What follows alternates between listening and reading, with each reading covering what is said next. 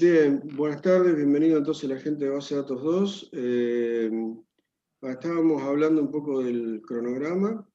Nosotros tenemos un encuentro más el jueves que viene, y ya después, el viernes que viene, tenemos el segundo parcial, y el otro viernes, es decir, el viernes que viene, que es el viernes 11, tendríamos el segundo parcial, y después tenemos el viernes 18 el recuperatorio del segundo parcial, y tenemos también la presentación allí de los trabajos prácticos integradores, digamos, de aquella gente que esté en condiciones de promoción. Así que bueno, vamos a tratar en lo posible, como siempre, de corregir rápido, digamos, el viernes que viene, y que bueno, que el otro viernes presenten los trabajos la gente que esté en condiciones, y bueno, los que le fue mal en el segundo parcial, que puedan recuperar el viernes 18, y ahí el 18 ya tenemos que cerrar toda la asignatura, ¿sí? Así que bueno, más o menos es ese el cronograma que tenemos. Así que bueno, los temas que van a entrar en el segundo parcial van a ser todos los temas que vienen, es decir, la unidad 3, 4 y 5, ¿sí? Todos los temas que van a ver en apuntes hasta la unidad 5, que es hasta lo que es optimización de consultas, ¿sí? Hasta lo que es optimización de consultas. Eso es lo que entraría, digamos, en el segundo parcial. Así que bueno, qué sé yo, hay que estudiar como todos los exámenes y demás, no es para confiarse, pero pero en líneas generales suelen tener más dificultades en el primer parcial que en el segundo en esta materia. Pero bueno, con esta virtualidad está todo tan, tan trastocado y tan fuera de los estándares habituales que tenemos. Nos han pasado tantas cosas este año, de tener más aprobado de lo que pensábamos, y al revés, de tener mucho más desaprobado de lo que pensábamos también, en más de una evaluación, en más de una materia. Así que en realidad está todo tan como volátil que no sabría decirles, pero en líneas generales, por lo general, el segundo parcial, los alumnos suelen estar mejor que en el primero, pero bueno, esperemos que sea este el caso y que les vaya bien a la mayoría, y que bueno, podamos cerrar la asignatura lo antes posible, y bueno, y después quedará solamente la entrega del trabajo final, que es la idea de una propuesta de replicación para Fiverr, ¿sí? Todo el esquema, teniendo en cuenta todas las posibilidades y demás.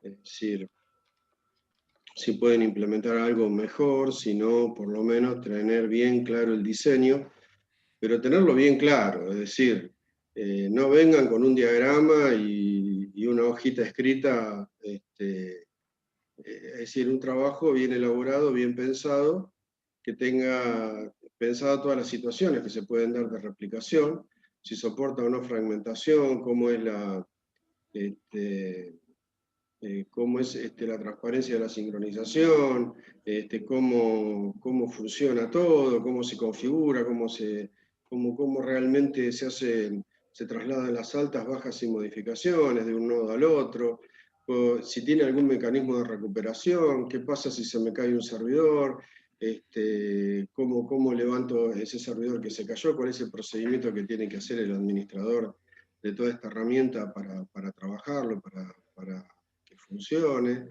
etcétera, etcétera. Es decir, pensar en todas las posibilidades como si estuviéramos hablando de una implementación real, digamos, de un sistema de replicación. Así es lo que tenemos que ver. Yo les mandé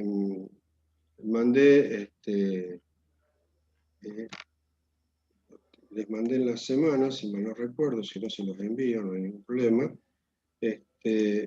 Algunos, el video que tiene que ver con A ver, estoy viendo. No, le mandé los dos videos, ¿sí? Es decir, ya les mandé los videos de esta semana y de la otra por las dudas, porque estamos pensando con Juan más que nada en cerrar la asignatura prácticamente hoy, digamos, como última reunión. La otra la tenemos un poco ahí como repaso, como por si nos queda para ver algo más, algún tema adicional.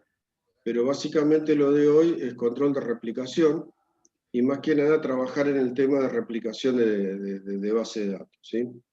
Yo ya les mandé el video, está todo dicho en el video, pero bueno, les puedo hacer un breve repaso. Les puedo hacer un breve repaso, digamos, de... Hola. Lo tengo, vamos a ver. Sí. ¿Cómo anda, Pachico? Bien, les decía, la idea es trabajar, digamos, en esta presentación, la parte teórica, esto es el resumen de uno de los capítulos del libro de la asignatura de Rahimi, en donde hablamos sobre el tema de control de replicación. No vamos a ver todo el detalle, digamos, pero sí por lo menos tener una idea de qué se trata todo esto. Y básicamente se trata de que un sistema de base de datos distribuidos es un sistema altamente redundante, digamos, es decir, podemos tener, digamos, partes de la base de datos o incluso toda la base entera completa, copiada o replicada en diferentes lugares, en diferentes sitios. Entonces, en una base de datos tradicional, como la que estuvimos viendo en base de datos 1, siempre el dato lo teníamos en un único lugar, disponible, digamos, en un único lugar, y sabemos que la redundancia, digamos, es un enemigo latente, digamos, porque nos puede llevar hacia la inconsistencia. Entonces, acá lo que tenemos que hacer es, si vamos a tener redundancia de datos, vamos a tener que tenerla bajo control, ¿sí? Porque si no, nos va a pasar lo que nos pasa en base de datos 1, así que esa redundancia pueda terminar en un problema, digamos, de inconsistencia, ¿sí? Si no la controlamos. Entonces, como dice acá, el problema en una base de datos replicada es mantener consistente todas las copias. Ahora bien, hay veces que en un sistema distribuido no es tanto problema la inconsistencia, si esa inconsistencia es temporaria, ¿sí? O temporal. Por ejemplo, supongamos que tengo replicada la tabla de clientes y de repente en la casa central se da de alta un nuevo cliente y qué sé yo, la terminal o la base de datos replicada de Jujuy no se entera que el cliente, de un nuevo cliente que se dio de alta en casa central, recién al otro día, porque se hace la sincronización o se mueven los datos recién al otro día, o si hay algún cambio, digamos, en algún cliente en particular. Eso pues, dependerá, digamos, de cada problema en particular, si es un problema o no, ¿sí? Es decir, que yo puedo tener o puedo tolerar esa inconsistencia, digamos, por cierto tiempo, digamos, sin que eso me afecte a la confiabilidad del sistema o que me provoque realmente un problema en el sistema. Si eso es así, bueno, yo puedo optar por una estrategia de replicación, digamos, ahora las vamos a ver, pero podría ser, en este caso, una estrategia de replicación asincrónica, en donde yo digo, bueno, esto no es problema, que no se vean todos los clientes al mismo tiempo, entonces a la noche corre un proceso que sincroniza, digamos, los clientes de la casa central contra los clientes de todas las sucursales y me queda al otro día, arranco todas las mañanas con todos los nodos sincronizados, ¿sí? Y no es problema que durante el día pudiera haber alguna modificación, alguna inconsistencia que no sea visible, digamos, en todas las sucursales, ¿sí? Bueno, entonces, el problema, como dice acá, es mantener consistente todas las copias. Pero bueno, también tiene que ver con la temporalidad de esa inconsistencia. Eso es lo que quería aclarar. Después, se habla, digamos, el tener algo replicado y copiado, una de las ventajas que nos trae es que, por ejemplo, si yo tengo la tabla de clientes replicada, digamos, de la casa central en cada una de las sucursales, ahora las consultas sobre el padrón general de clientes se puede hacer en cada base de datos en forma local, ¿sí? Entonces, de esa manera estoy ahorrando un alto costo que pueda tener en la comunicación. Por ejemplo, si yo tuviera la tabla de cliente, el maestro de cliente solamente en la casa central y hay que hacer una compra desde Jujuy, bueno, la terminal de Jujuy o la sucursal de Jujuy tendría que hacer un query, digamos, para recuperar los datos del cliente que están en Buenos Aires y vamos a tener todo ese tiempo de comunicación entre Jujuy y Buenos Aires con los datos que van y que vienen, digamos, de un sistema al otro, teniendo las demoras que ustedes saben, y ni hablar si se corta el enlace, posiblemente capaz que afecta al sistema de facturación o quién sabe qué problema nos puede traer el no tener disponibilidad. En cambio, teniéndolo replicado, digamos, el sistema se hace mucho más tolerante a fallo porque yo puedo consultar directamente la tabla de maestro de cliente en el nodo local, digamos, donde estoy trabajando, y poder trabajar mucho más rápido y mucho más confiable en el sentido de que es mucho más difícil que se me caiga una comunicación en la red de área local que se me caiga en la WAN, digamos, es decir, de una comunicación entre un nodo que está en Jujuy y otro que está en Buenos Aires, ¿sí? Entonces, de esa manera puedo mejorar muchísimo la disponibilidad, la confiabilidad del sistema, y voy a ganar muchísimo también, por ejemplo, en performance, porque imagínense ustedes que si yo tengo el maestro de cliente siempre concentrado en el nodo de Buenos Aires, todo el mundo estaría permanentemente consultando y actualizando sobre el nodo de Buenos Aires, los saldos de los clientes y obteniendo los datos de los clientes para la facturación, con lo cual estaría provocando un cuello de botella sobre el servidor, digamos, de base de datos, digamos, de Buenos Aires, porque todas las sucursales del interior estarían permanentemente pegándole al mismo servidor, digamos, y al mismo recurso, que si lo tengo distribuido, ¿no? Esas son las ventajas que nos da. Ahora, por el otro lado, cada vez que modifico un cliente, digamos, en Buenos Aires, tengo que replicar el cambio a todas las sucursales del interior del país, a todos los nodos. Entonces, en definitiva, siempre se trata de un balance, ¿no? Esto me hace acordar a lo mismo que sucede con los índices, ¿no?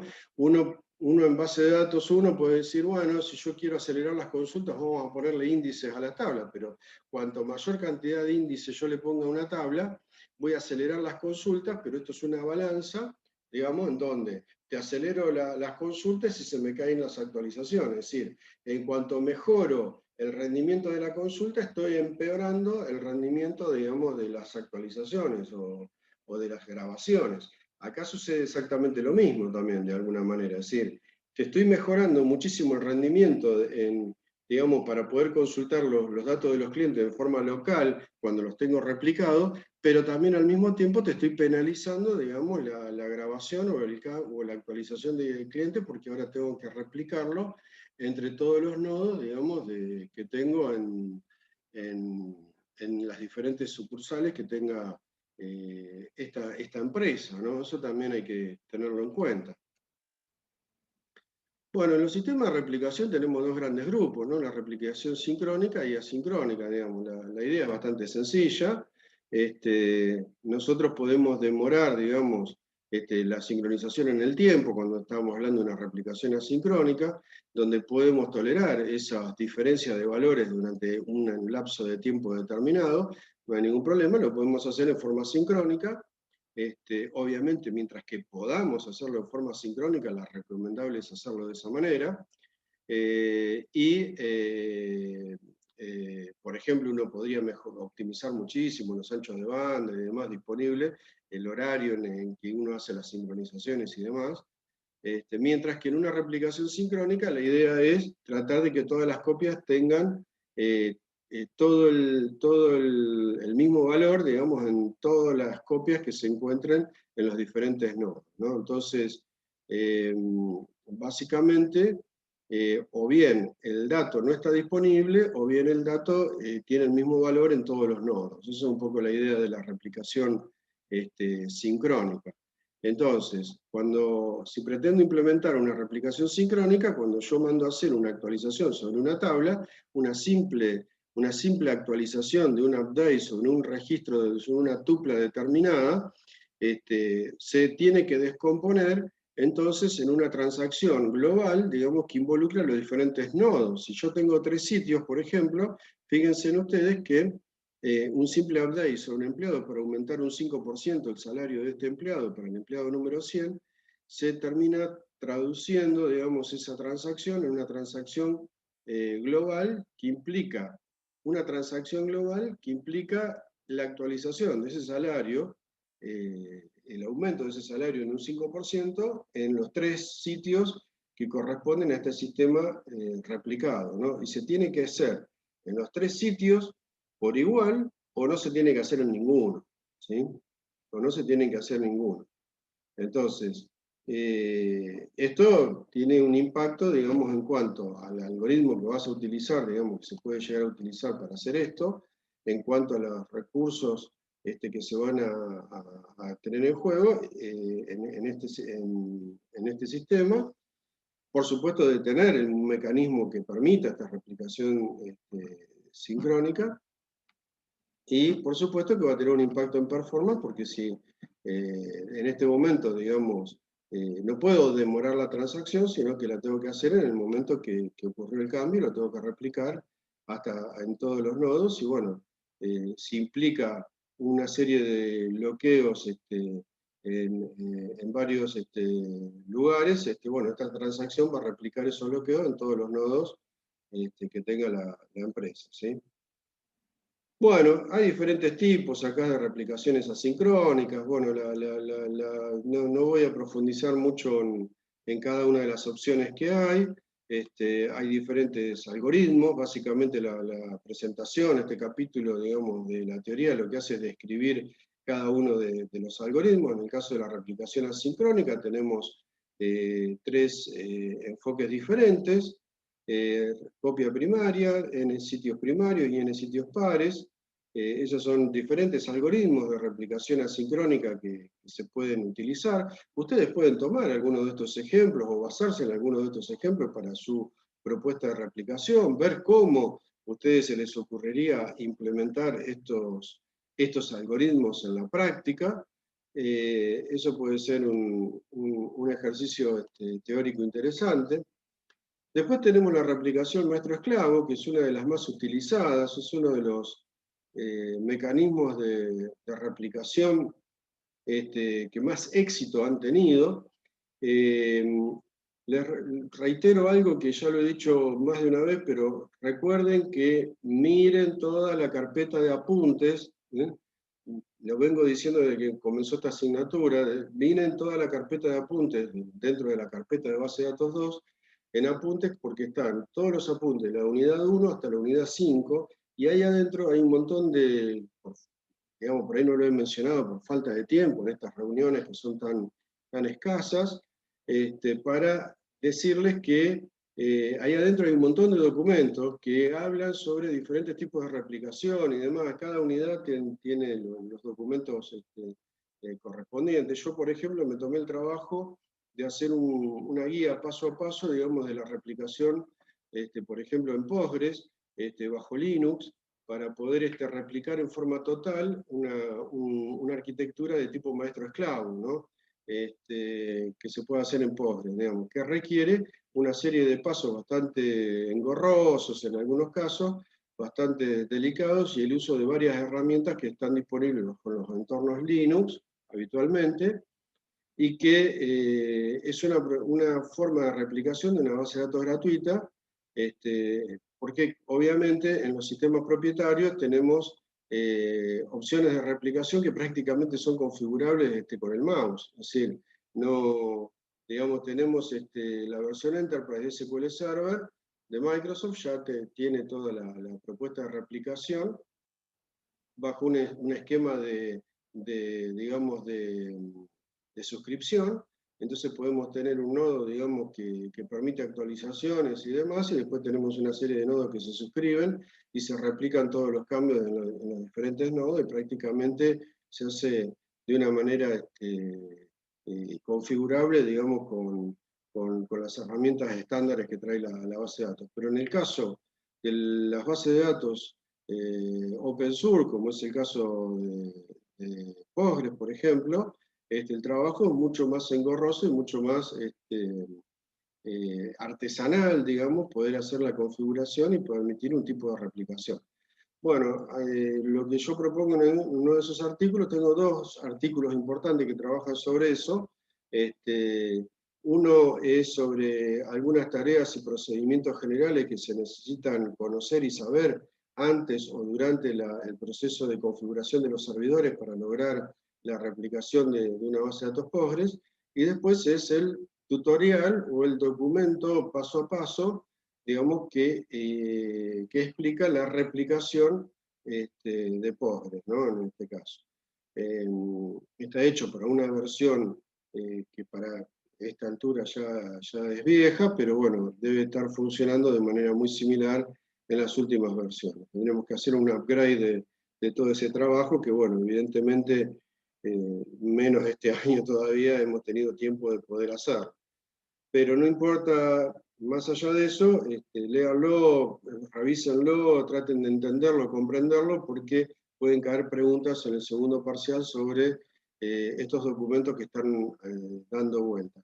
No solamente se hizo un trabajo para Postgres, sino que también en la asignatura se hizo todo un trabajo de relevamiento en su momento de diferentes opciones de replicación de bases de datos que son de código abierto, gratuitas o open source, digamos, porque la asignatura, digamos, tiene ese perfil, digamos, por así decirlo. No es que tengamos algo contra las bases de datos propietarias, ni mucho menos, pero sí estamos muy orientados a la utilización de bases de datos gratuitas, digamos. Entonces, por eso hay varios otros sistemas de replicación. Por ejemplo, está Symmetric DS, también hay un artículo sobre eso que escribí. Es decir, hay varios trabajos que he producido que vale la pena que los lean y demás, porque pueden caer preguntas también sobre digamos, sacada de esos documentos digamos, o conclusiones de esos trabajos. Por eso les decía, la replicación maestro-esclavo es una de las más utilizadas, una de las más probadas, y básicamente la idea es que tenemos un servidor maestro que va a recibir toda la carga de trabajo, todas las actualizaciones, y luego esas actualizaciones se van a replicar en N servidores esclavos, ¿sí? Por supuesto que tiene, digamos, un cuello de botella sobre el servidor maestro. Generalmente en este tipo de arquitecturas, el servidor maestro es un servidor que tiene gran cantidad de recursos, ¿sí? No solamente de hardware, digamos, sino también en cuanto a comunicaciones. Y después, por otro lado, los servidores esclavos tienen la ventaja de que, por lo general, se hace una replicación completa de la base de datos, entonces los servidores esclavos nos van a permitir acelerar muchísimo las consultas. Por otro lado, también tiene la ventaja que el servidor esclavo, ante la caída del servidor maestro, en estas arquitecturas lo que generalmente se puede hacer es lo que se llama un promotion, digamos, promover a un servidor esclavo como servidor maestro.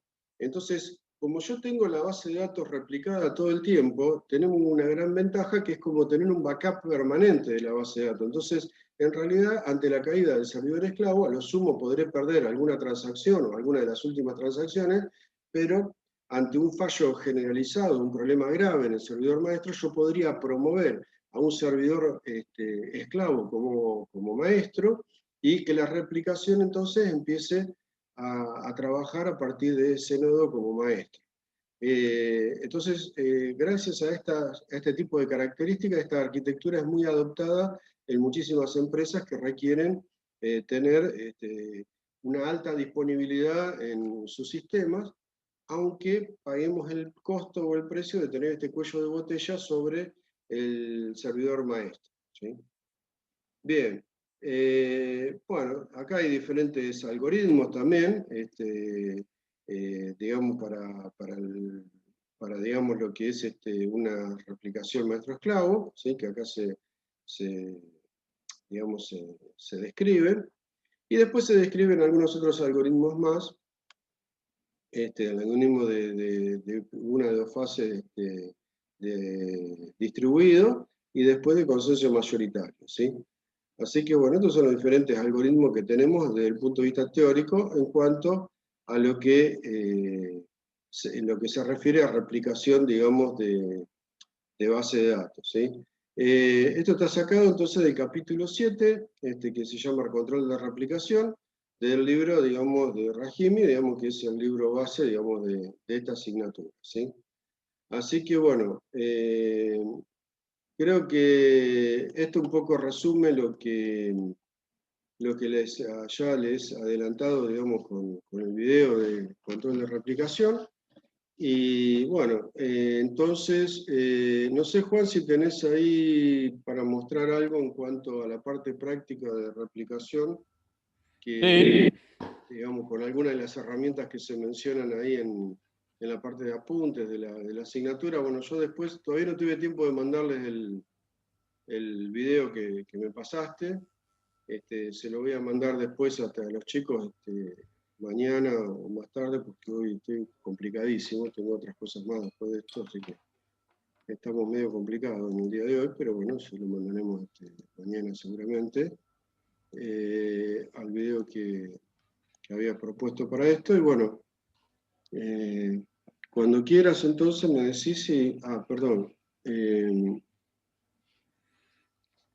Ya te estoy poniendo como co-host en la reunión para que puedas también presentar y trabajar sin problemas.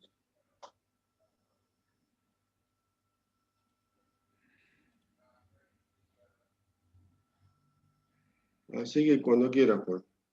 Sí, estoy en eso, estoy en A eso. ver, no hay problema. No hay problema. Anda preparando la máquina con mucha paciencia, Juan, porque tu máquina está al límite. Sí, Como estoy siempre. así y estoy haciendo backup, ¿viste? Porque Va a explotar en cualquier momento. sí, y ahora estoy haciendo backup en este momento.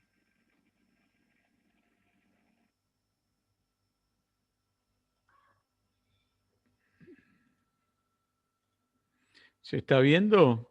Sí, Juan. Sí, perfecto. Bueno, les dejo acá, a ver.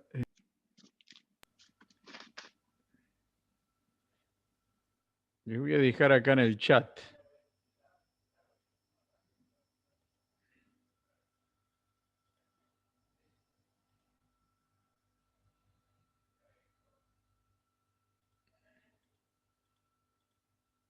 Maldición.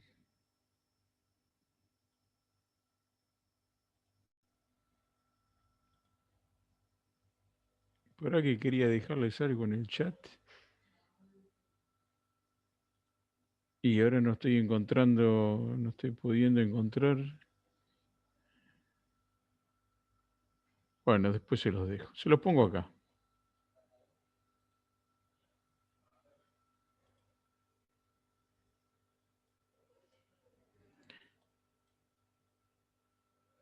Bueno, ¿me estás viendo, Guille? Hola. Perdón, sí, se ve perfecto. Sí. Bueno, se ve y se Ponelo en escucha. negritas. Sí, espera que estoy viendo como milonga acá. Ahí está. Bueno, si se ve y se escucha, Sí, acá Juan. les dejo.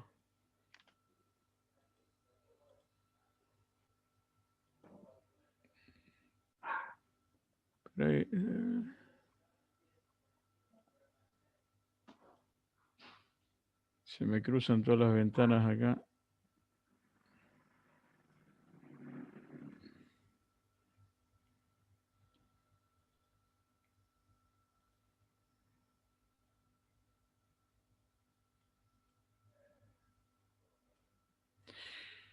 Bueno, acá está el link de un video de esta diapositiva que sería una replicación Postgres del LONI ¿Ese es 1. el mismo que me pasaste o es otro? Sí, sí, es el mismo. Bueno, no importa, después yo se lo mando también por mail, no hay ningún problema. Bueno, sí, es el mismo que te pasé, pero bueno, ahí ya lo tienen, ¿sí? Entonces, bueno, un poco, por eso no me voy a detener en este video específico, perdón, no me voy a detener en esta diapositiva específicamente, simplemente voy a hacer una pasada y mostrárselo, porque el video a esta diapositiva casualmente está en este link, ¿sí? O sea que lo que les voy a mostrar está en este video, así que no me voy a detener específicamente, porque ustedes lo pueden ver. Solamente voy a hacer hincapié en algunos puntos nada más, ¿sí? Son 9 pasos, yo por lo menos, hice 9 pasos, los 9 pasos para hacer una replicación Postgres Sloney 1, ¿sí? Entonces, bueno, no me voy a detener, los pasos más o menos les comento, porque están descritos. Discúlpame, Sí, Juan, cabe aclarar que la replicación de Postgre a la que yo me refería anteriormente se llama World Shipping, Write Ahead Log Shipping o envío del log de transacciones, que es una técnica totalmente diferente a la que Juan va a describir ahora. sí. Tiene algunas cosas común, tiene algunas cuestiones de maestro esclavo, ¿sí?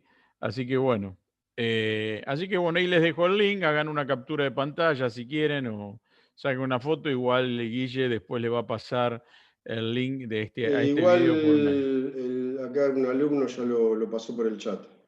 Perfecto, muchas gracias. Bueno, vamos a ver qué diapositivas vamos a hacer hincapié, ¿sí? Estas son cuestiones generales, ¿sí? No son específicamente, ya esto lo dijo Guillermo, no son específicamente de la replicación Postgres Sloney 1, ¿no?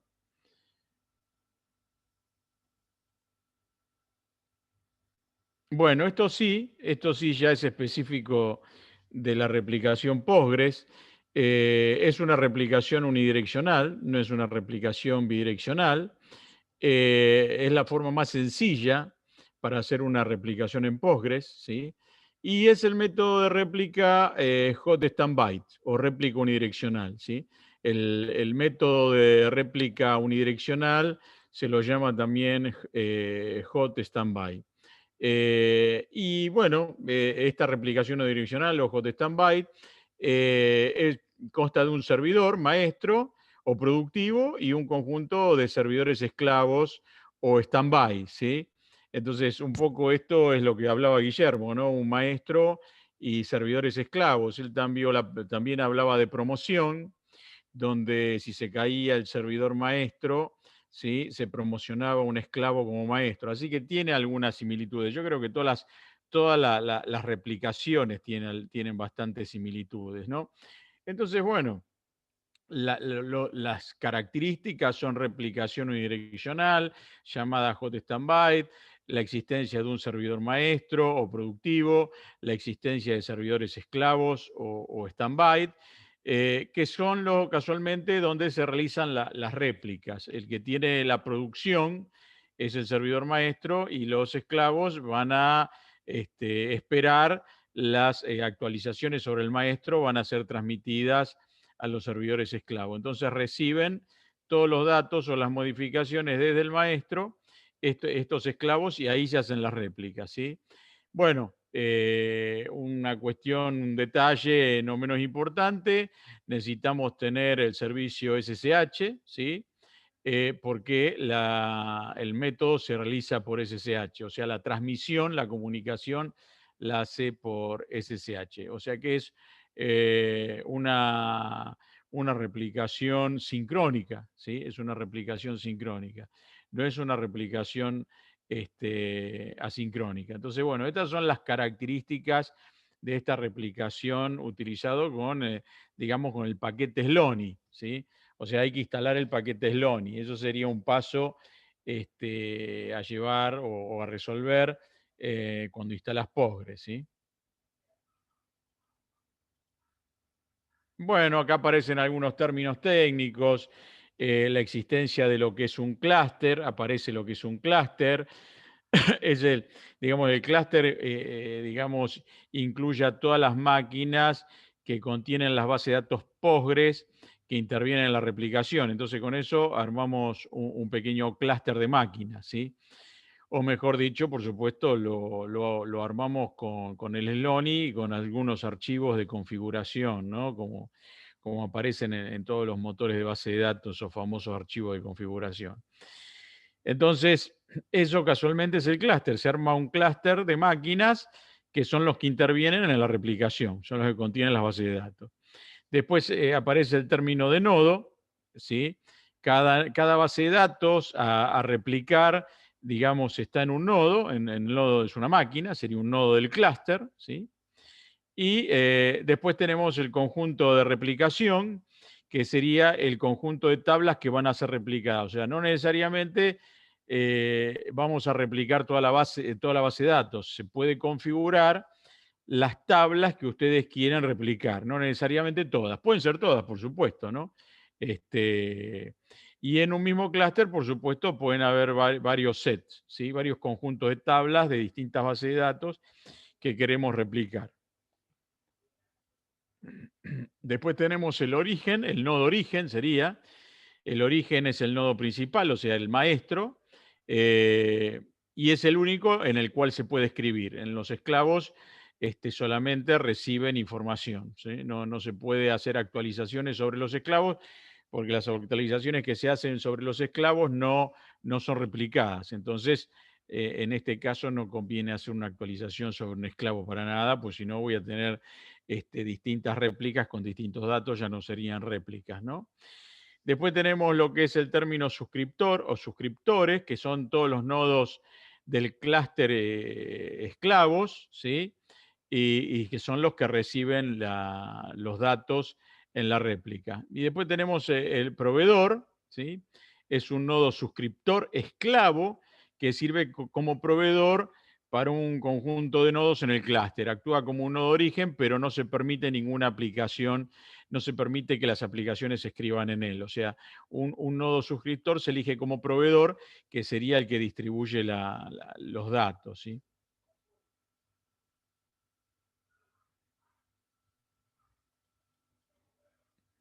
Bueno, acá empiezan algunas cuestiones que ustedes ya conocen, el tema de las versiones que van a usar, porque hay versiones en las cuales no funciona o tenés algunos tipos de problemas. Entonces, hay que tener en cuenta, por ejemplo, que los requisitos para hacer esta replicación es LONI 1, necesitas una versión superior a 748, o sea, una versión superior a 733, a 7.3.3. O sea, la primera versión superior sería la 7.4.8 o recomendado. Esas serían las recomendaciones para hacer esta replicación, ¿sí?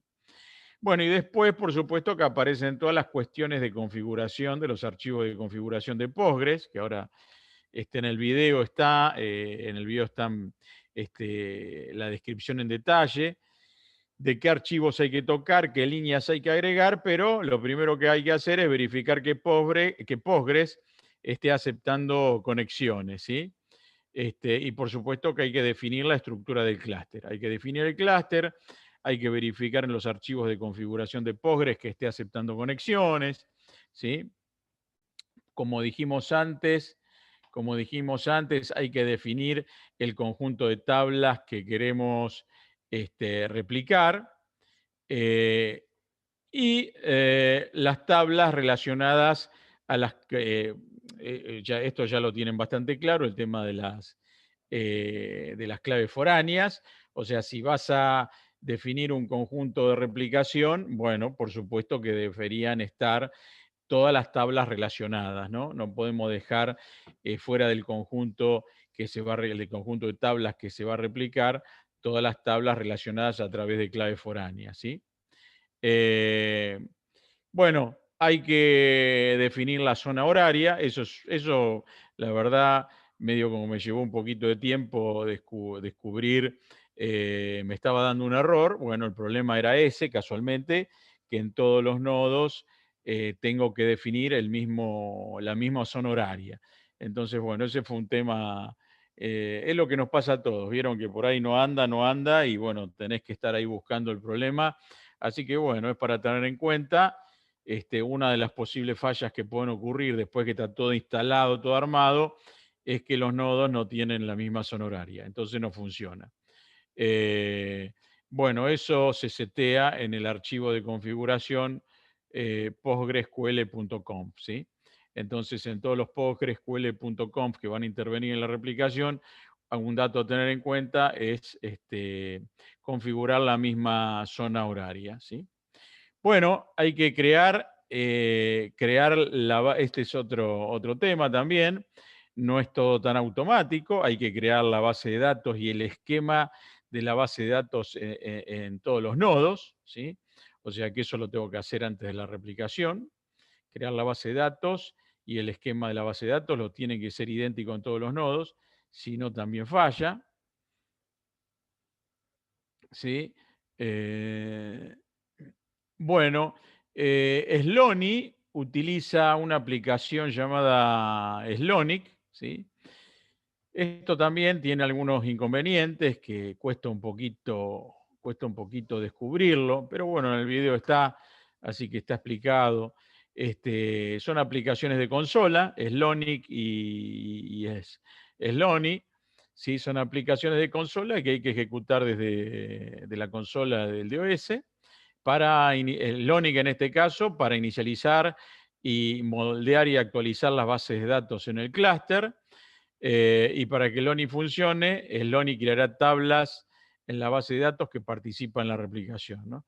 El Lonix ejecuta una serie de comandos en la base de datos que crean tablas y permiten modificarlas para que se inicialicen para el uso con el Loni 1, ¿no? Eh, bien. A ver, Es decir, sí, Juan, que la herramienta Slonic, el comando Slonic, en línea de comando, lo que hace es toma tu base de datos, porque acá lo que hay que aclarar son dos cosas. Una cosa es la base de datos que nosotros tenemos como nuestra base de datos de negocio, pero otra cuestión es toda la metadata o todas las estructuras de datos adicionales que le tenemos que agregar a eso para poder, para que la replicación funcione. Entonces, Slonic lo que hace es agregar una serie de estructuras y de metadata, digamos, adicional a lo que nosotros ya tenemos en nuestra base de datos, para que funcione el algoritmo de replicación que implementa, digamos, en definitiva. exacto, exacto. O sea que digamos que Slonic, ese comando, va a crear casualmente todo, digamos, todo ese conjunto de tablas para dar soporte a la replicación, ¿sí? Que no son tablas de la base de datos, que a nivel de usuario, son tablas de trabajo, ¿no? Entonces, Slonic lo que tiene que hacer es tiene que poder conectarse al maestro y a los esclavos, que es lo que hace, que es lo que hay que hacer, ¿no? Entonces, eso hay que hacerlo antes de empezar la replicación, ¿sí? Ese es uno de los pasos que tenemos que hacer. Ejecutar Slonic para crear casualmente todas esas tablas de catálogo para dar soporte a la replicación, que repito, no son tablas a nivel de usuario, ¿sí? Ese es un paso.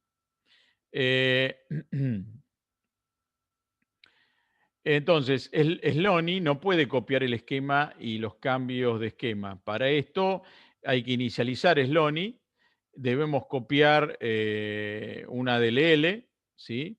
De la base de datos al nodo esclavo, ¿sí? Si no, no va a funcionar. O sea que acá necesitamos, digamos, bibliotecas dinámicas, ¿sí? Esto es de DLL. Ahí me equivoqué yo. Bueno, acá aparece otro ejecutable, Slonic es uno, acá aparece otro que es Slon. Básicamente este es bastante importante, es el demonio Slon, porque este demonio tiene que estar ejecutándose. Este demonio casualmente es un demonio que corre, es un ejecutable que corre a nivel de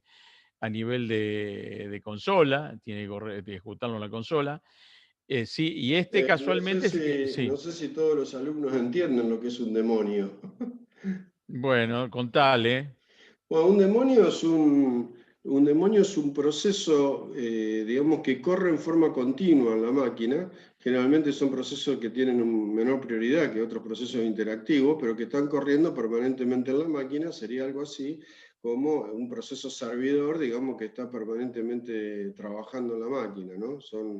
Son procesos, digamos, con algunas características particulares, digamos, que hacen su ejecución continua, digamos. Fíjense que Slon, yo diría desde mi punto de vista que este demonio Slon casualmente es un elemento importante en la comunicación, ¿sí?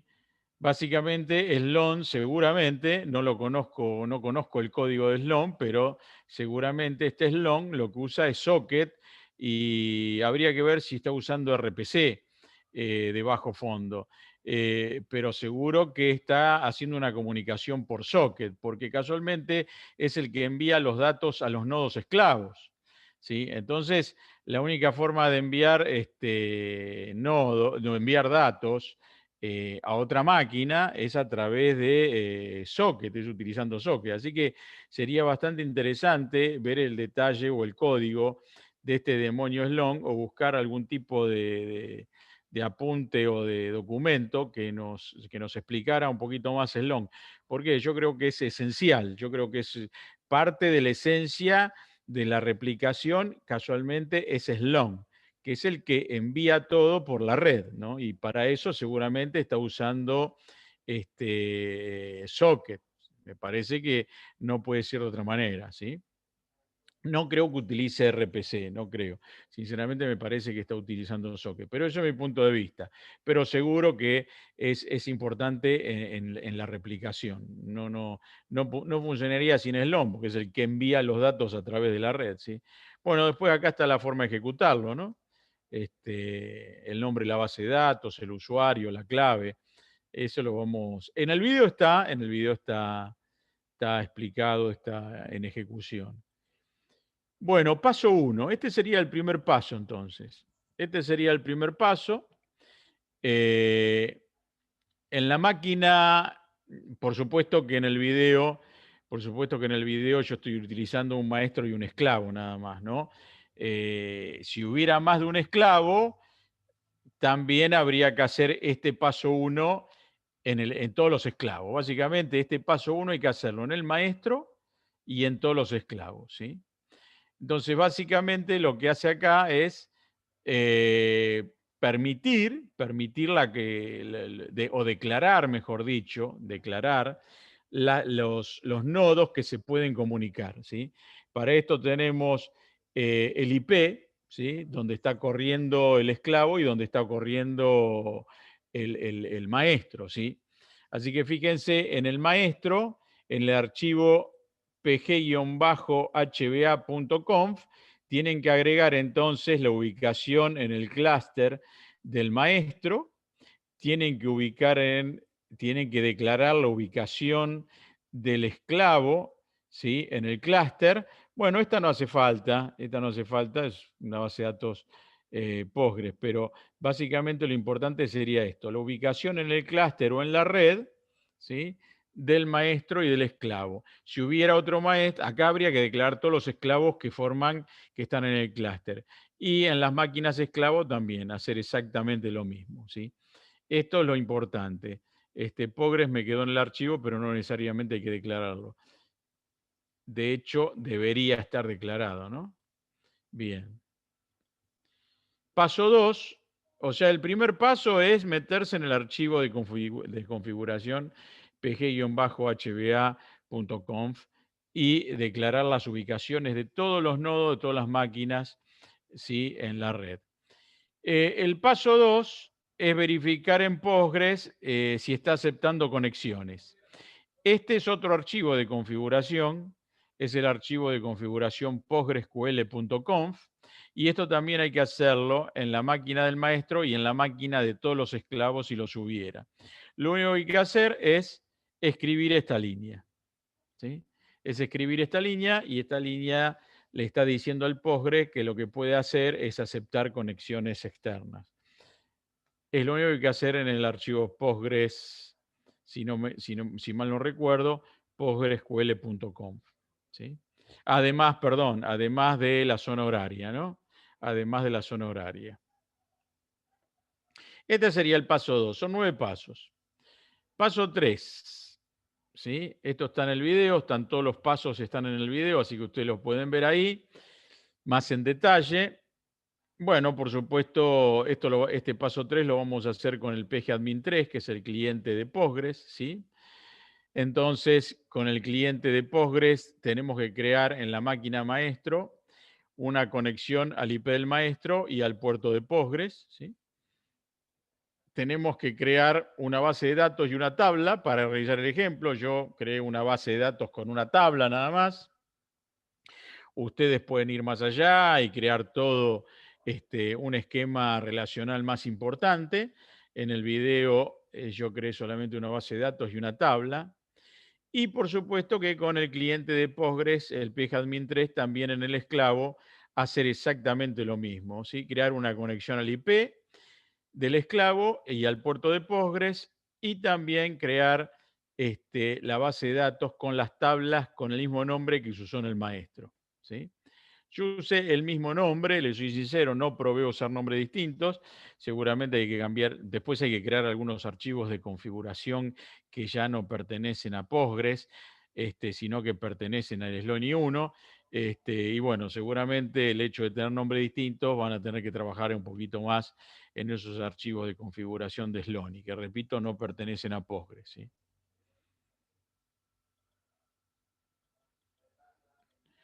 El paso 4, ¿sí? El paso 4 en el maestro y en el esclavo con PGAdmin 3. Bueno, hay que seguir, hay que ir al menú de archivo, opciones, navegador, binary path, y acá hay que poner la ruta de Slonny 1, ¿sí? Y agregar en la máquina, ¿sí? Yo por lo menos es donde tengo instalado, perdón, en realidad en la ruta tenés que agregar eso. O sea, donde tenés instalado el Postgres, hay un directorio que se crea en la instalación, que es el directorio share, ¿sí? Entonces, este es el directorio que vos tenés que agregar en archivo opciones navegador binary path, ruta Slonny 1. Entonces esta es la ruta para llegar a Slonny 1, ¿sí?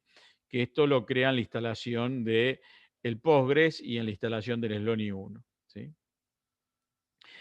Y tenés que agregar también esta ruta, ¿sí? En binary path, ruta binaria APG.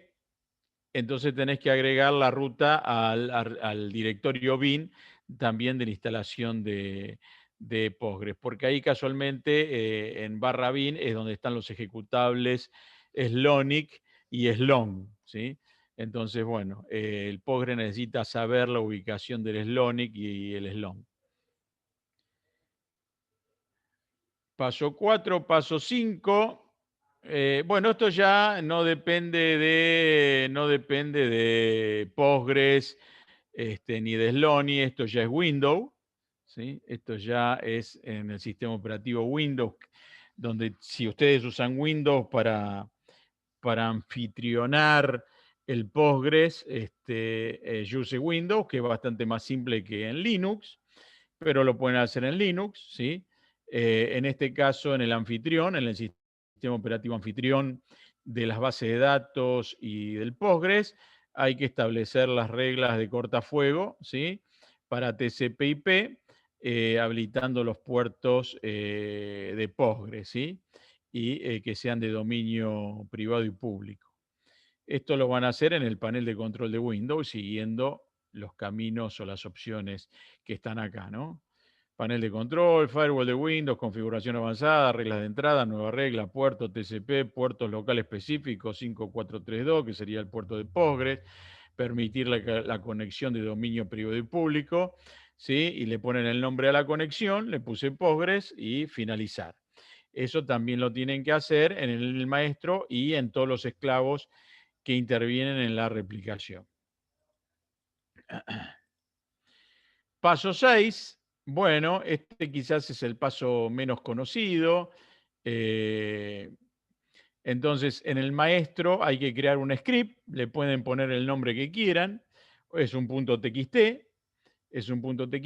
y ese archivo script.txt debería estar ubicado aquí en este pad, ¿no? En el barra bin de la instalación de Postgres, ¿sí? ¿Por qué? Y porque casualmente estos son los archivos de entrada del Slonic. este es el archivo, este es, digamos, el archivo que toma como entrada el Slonic para poder crear todas las tablas necesarias para la replicación. Así que bueno, esto hay que crearlo, este archivo hay que crearlo, ¿sí? Es un TXT, ¿sí? Y lo guarda en el directorio bin de la instalación de Postgres y después esto lo va a tomar como entrada en la ejecución del Slonic, ¿sí? Básicamente lo que están haciendo acá es creando el clúster. Creando el clúster con un nombre, le dicen los nodos que intervienen en el clúster, el IP de ubicación, el nombre de la base de datos, en qué IP está, el usuario, la clave, ¿sí? Para el maestro y para los esclavos, ¿sí? Acá están creando el set de replicación con la lista de tablas que quieren replicar, ¿sí? Acá le van agregando al set de tablas las tablas. Bueno, hay una que es mi tabla, ¿sí? Que es la única que tenemos. Almacenan el nodo esclavo, el path de almacenamiento, ¿sí? La ubicación del path de almacenamiento. De los dos, del nodo esclavo y el maestro, y por supuesto con los nombres de las bases de datos, las ubicaciones, los IP, en las máquinas que están corriendo, el usuario y la clave, y los códigos del nodo origen y quién va a ser proveedor y quién va a ser el recibidor o el receptor, ¿sí? En cada uno de los nodos. Bueno, este es un archivo, uno de los archivos que tienen que crear. Este es uno, ¿no? Esto es en el maestro. Este es el archivo del script del maestro. Y acá en el paso 7, lo mismo, pero bueno, lo mismo no, es otro script. Le pueden poner el nombre que quieran, lo pueden crear con el bloc de notas. También va en el directorio /bin del directorio de instalación de Postgres, pero ahora en los esclavos, ¿sí? En los esclavos también tienen que usar el nombre del clúster. Les recomiendo usar el mismo nodo del clúster que le dieron al maestro. Y esto es igual que lo que está en el archivo maestro, ¿sí? El SEP que se va a suscribir, ¿sí? Y este es un pequeño código, ¿sí? Que no necesariamente tiene que estar, ¿sí? Pero bueno, yo lo puse, por ejemplo, toda la información que tenía, que no necesariamente tenía que estar, me dio error y pusimos este pequeño código acá y todo salió andando, ¿sí? Juntamente con la zona horaria. Este es el paso 7, entonces repito, este sería el script de los esclavos, iría en el directorio /bin y la instalación de Postgres en cada esclavo. Paso 8, bueno, la ejecución del Slonic en la consola, ¿sí? En la consola, por supuesto, donde está ubicado el slonic.exe, está ubicado en el directorio /bin de la instalación de Postgres en el maestro, y este es el nombre del script del maestro que recién le mostré, y lo mismo lo ejecutamos también en el esclavo. Si en el esclavo yo al archivo le puse suscriptor. Entonces, bueno, por consola vamos y ejecutamos el Slonic, le pasamos como entrada el nombre del script que hicimos en el maestro, y lo mismo hacemos en los esclavos, pasándole también al Slonic digamos, el nombre del script, ¿sí? Este sería el paso 8 y nos queda un único paso, si no me equivoco, que es el 9, que casualmente es ejecutar el demonio, ¿sí? Es ejecutar el demonio en el maestro y en los esclavos. En este caso uno solo, pero si hubiera más de un esclavo habría que ejecutarlo en cada uno de los esclavos. Entonces, este es el último paso. Una vez que llegué a esto y ejecuté el slon, por supuesto, el slon va a quedar ejecutándose. Si el slon se cae la replicación, porque ya los datos no pueden ser transferidos desde el maestro a los esclavos. Así que si se cae el demonio slon en alguno digamos, de los nodos, ya la replicación a partir de ahí ya no se efectúa. El slon, entonces, le decimos sobre qué clúster tiene que trabajar, el nombre de la base de datos que tiene que replicar, el usuario de la base de datos y la clave del usuario. Y esto lo hacemos en cada uno de los nodos del clúster. Si esto funcionó, ya la replicación está funcionando, ¿sí? Bueno, y acá yo lo hice en máquinas virtuales, la replicación, utilicé dos Windows 7, ¿sí? Levanté dos máquinas virtuales, en una puse el maestro y en otra puse el esclavo. Acá está la habilitación para que los nodos se vean, para que se puedan conectar, tanto el esclavo como el maestro. Esto lo hice en el maestro, en el archivo pg-hba.conf.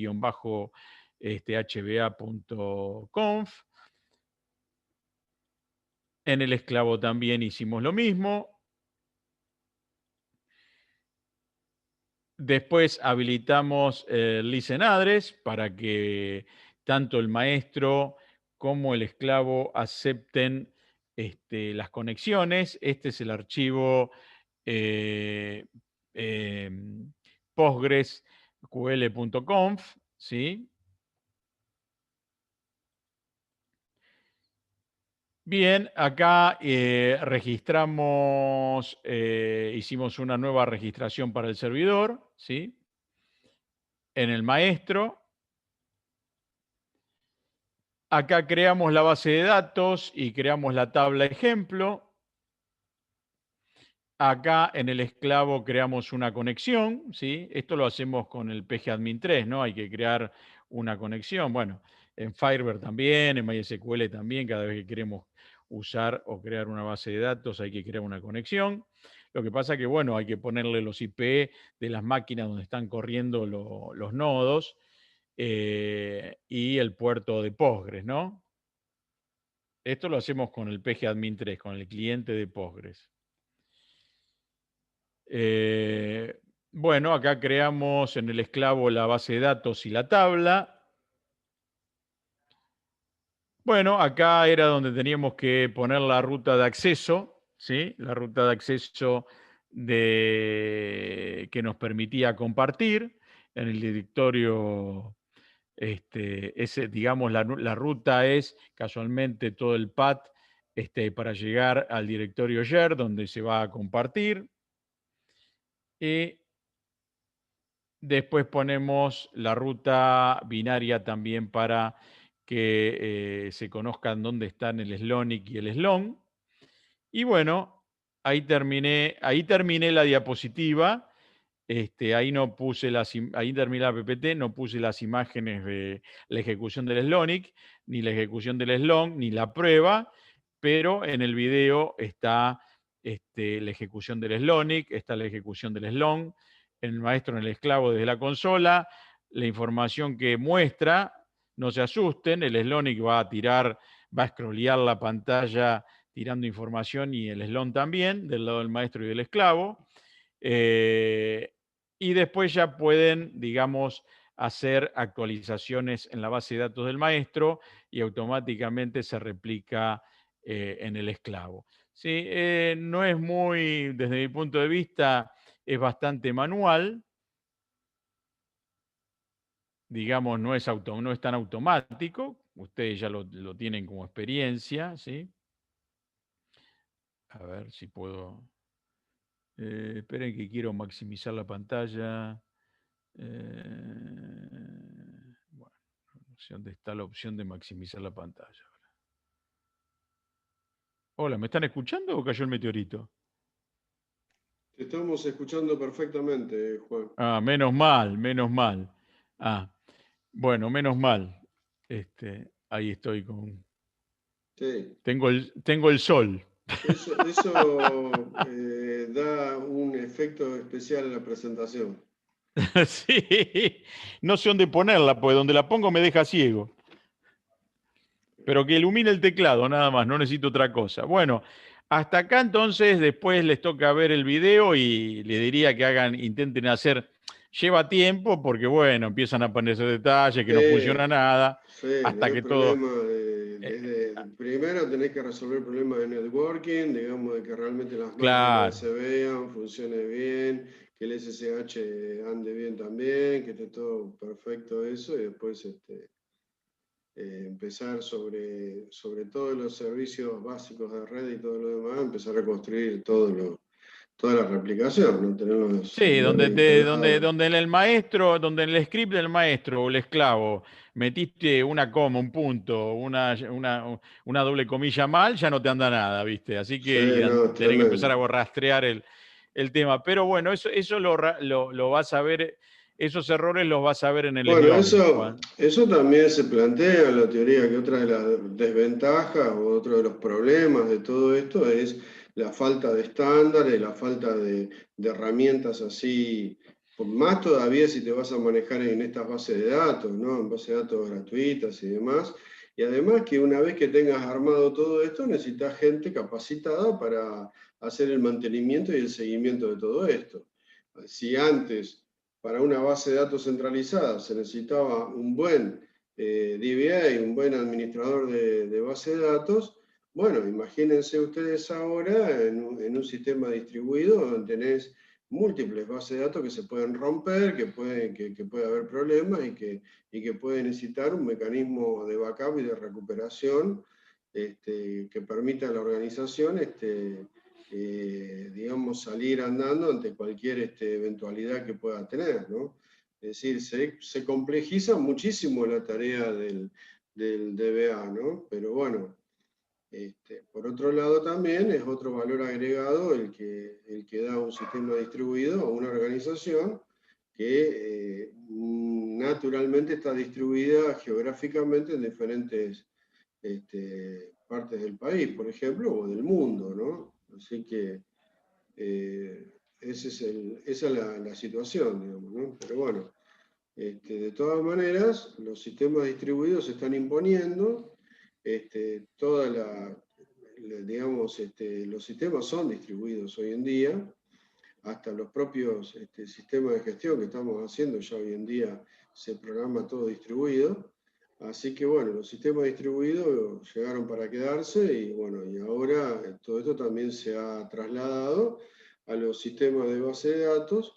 Lo que se espera, o lo que esperamos nosotros, todos creo yo, en la evolución futura de todo esto, es que las bases de datos como Postgre, como Fiverr, como digamos que como MySQL y demás, evolucionen hacia herramientas que automaticen o que mejoren todos estos mecanismos de replicación. También el trabajo final de ustedes apuntaba por ese lado también, ¿no? Es decir, tratar de armar una propuesta que también pueda incluir, ¿por qué no?, herramientas que automaticen o que mejoren no solamente la instalación de la replicación, sino también el mantenimiento, porque todo esto después hay que mantenerlo, ¿no?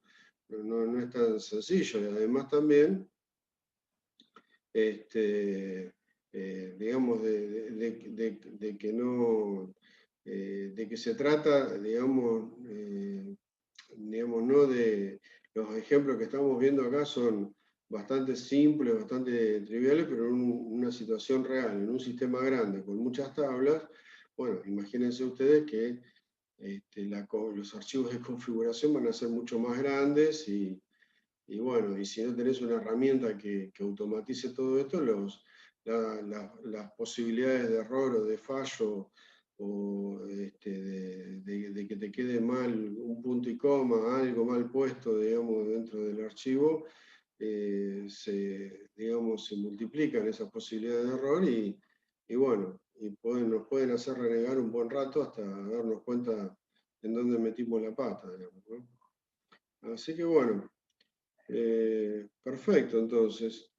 Bueno, dejamos acá, Juan, entonces, si no, y seguimos el jueves, ¿te parece con algo de optimización de consultas? Podríamos ver.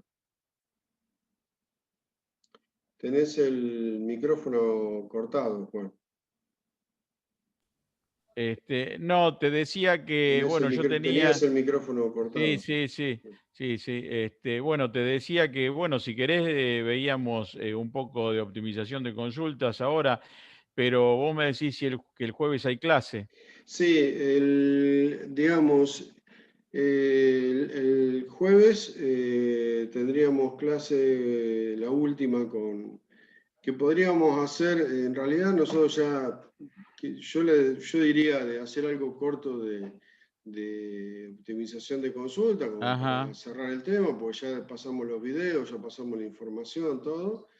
Y más que nada para aclarar alguna duda, alguna pregunta que tengan los chicos antes del examen y demás. La idea es hacer una clase corta, digamos, el jueves, y ya con eso cerramos. Pará, porque Sí, jueves 10, miremos eh, la agenda porque estamos sí, por complicadísimos. eso, yo estoy mirando la agenda, jueves 10 a las 7, por ahí entro 7:30, Ah, por ahí entro 7:30. Es probable que entre 7:30. ¿La podemos poner un poquito más tarde, la del jueves? Perdón, los Sí. jueves no, cuando tuvimos los jueves no era alrededor de los las los 4. jueves es a las 16, Juan. Ah, déjame ver Los entonces, para jueves, jueves 10. el Ah, jueves 10 es a las 16 horas la reunión. la de base de datos 2, entonces. Claro, porque cuando nos movemos de los viernes, como dice José, nos movemos de los viernes, el horario oficial era a las 16. 16, pará, déjame chequear una cosa. 16, 16, 11 horas. No, 10, ¿no? Estamos hablando del 10. Del día 10, ¿no? Sí, Sí, Sí, Sí, sí, jueves entonces, 10. ok, déjame chequear la agenda. A ver, 10 de la mañana. 10 de la mañana. De 16 a 18. sí, sí, Ok, sí. ok, bueno, si no, Sí, vemos el ahora, horario pero oficial es sí. 16, 17:30. Está bien. Ok, bueno, perfecto. Bueno, entonces perfecto, sí. Sí, no va a haber inconvenientes, si Dios quiere. Bueno, perfecto, entonces. Perfecto, entonces ya cortamos acá. Yo tengo mesa de Bueno, examen entonces, final, así jueves que 16, optimización de consultas.